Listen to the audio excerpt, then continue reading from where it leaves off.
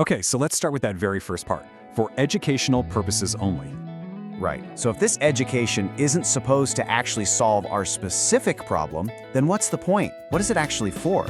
And here's the key. This content is a tool for context. It's all about giving you a broad understanding, the what, the why, and the how of a health topic in really general terms. Think of it like it's building a foundation of knowledge, not trying to build a diagnosis just for you. Which leads us to maybe the most critical point of this whole explainer, the massive difference between having information and actually getting a diagnosis. They are two totally different worlds. So let's break it down. Information online is generic, it's one-to-many. But a diagnosis? That's personalized. All right, let's jump right in. You know, your body is always talking to you, sending you all kinds of messages about your health. But some of the most critical signals are really easy to miss. So today we're going to decode some of the silent and frankly kind of strange warnings of high blood sugar that most of us would probably just ignore. And I know this is going to sound a little wild, but we're going to kick off our investigation in a place you would never expect, your bathroom. What if I told you that your toilet bowl could actually be trying to tell you something really important about your metabolic health?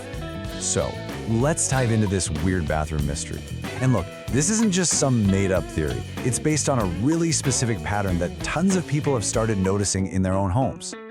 So get this. This is a real comment from someone who actually put two and two together. She noticed this persistent black ring in the toilet that just kept coming back, week after week. And it only started happening when her husband, who has diabetes, moved in. But she's not the only one. No, not by a long shot. It turns out hundreds of other people have shared these exact same stories online. You know, they'd scrub the toilet clean, and then boom, a dark ring of mold would just reappear like crazy fast. At first, they'd blame the hard water or bad ventilation, but later, many found out the real culprit was their blood sugar. So, what in the world is the connection here? Well, to crack this case, we've got to look at the science behind it all. And it really just comes down to what's happening inside your body when your blood sugar starts to creep up too high. The key medical term here is glycosuria. And here's a wild little history lesson for you. The name diabetes mellitus literally means to pass through honey sweet. Why? Because way back in the day, doctors would actually taste urine to diagnose it. Yikes! Thankfully, we don't do that anymore.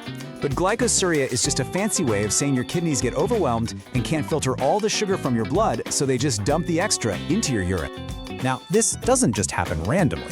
There's a specific tipping point. This whole process really kicks into gear once your blood sugar climbs above about 180 to 200 milligrams per deciliter. At that point, your body is basically in overdrive, just trying to get rid of all that excess sugar any way it can. So here's how it all goes down. Actually, super simple. Step 1, your blood sugar spikes.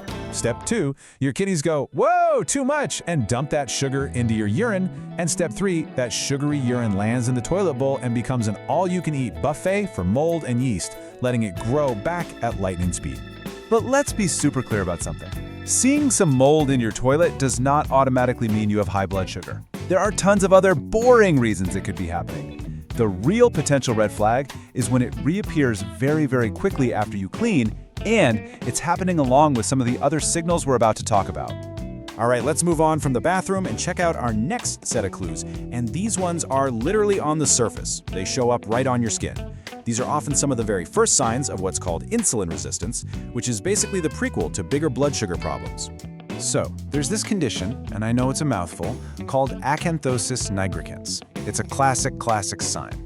What happens is high levels of insulin in your blood can basically put your skin cells into hyperdrive, causing them to reproduce way too fast.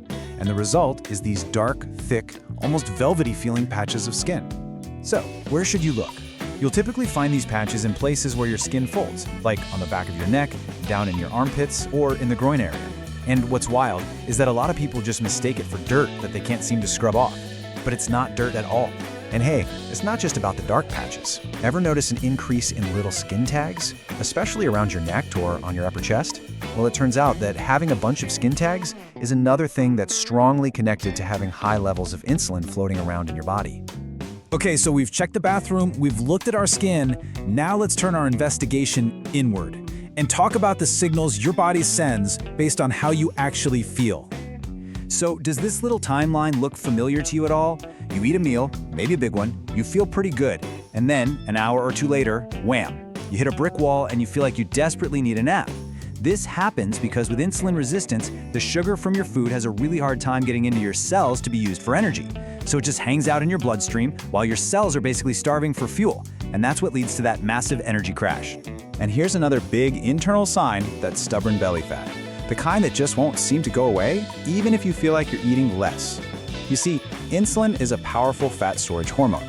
And when your insulin levels are high all the time, it's basically shouting at your body 24/7 to store energy as fat, especially that dangerous visceral fat right around your midsection.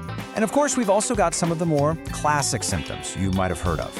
That feeling of being thirsty all the time and having to run to the bathroom constantly, that's directly tied to your kidneys working overtime to flush out all that extra sugar. And any tingling or numbness in your hands or feet, that's a really serious sign of nerve damage from high blood sugar over a long period. Whew. Okay, so we have covered a whole bunch of clues, from the really strange to the more subtle ones. I think the most important question now is, what do you actually do with all this information? So just take a second. Does any of this ring a bell? The toilet thing, the changes on your skin, those brutal post-meal crashes, does any of that sound familiar, either for you or for someone you know?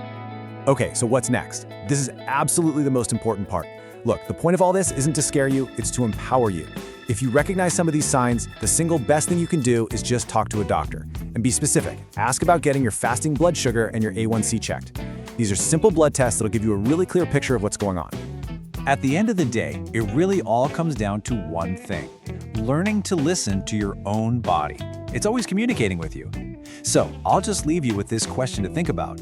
What silent signals is your body sending you? Because paying attention might just be the first step to taking back control of your health.